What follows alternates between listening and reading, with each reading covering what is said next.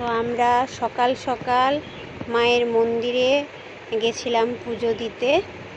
দেখুন, এটা হচ্ছে রাধাকৃষ্ণের মন্দির। এই মন্দিরে আমরা প্রথম গেছি, সকাল সকাল গেছি, তাই কেউ নেই মন্দিরটাতে। আমরা দুজনই ছিলাম মন্দিরে। পুজো দিয়ে আবার চলে এসেছি। এই মন্দিরটা দেখুন, খুব সুন্দর মন্দিরটা।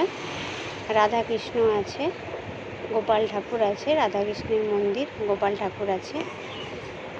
তো ওখান থেকে আবার একটা মন্দিরে এসেছি, ব্রহ্মাণী মায়ের মন্দির। খুব জাগ্রত মা, ভীষণ জাগ্রত। আমাদের যে কোনো অনুষ্ঠান হোক, যাই হোক না কেন, আগে আমরা এই মন্দিরে এসে পুজো দিয়ে যাই। আজ শনিবার, তো সকলে শনিবার মঙ্গলবার একটু বেশি ভিড় হয়, তো আজ শনিবার ছিল, সকাল সকাল তো এতজনই আছে। আরও যত বেলা হবে আমরা তাড়াতাড়ি ওই জন্য চলে গেছি, খুব ভিড় হয় বলে তাড়াতাড়ি গেছি। এরপরে এসেছিলাম আমরা একটা কালী মন্দিরে।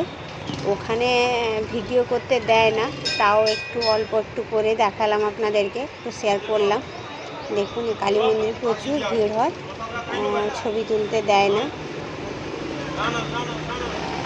কেমন লাগলো জানাবেন আপনাদের। আমি যেখানে যেখানে ঘুরেছি আপনাদের সাথে শেয়ার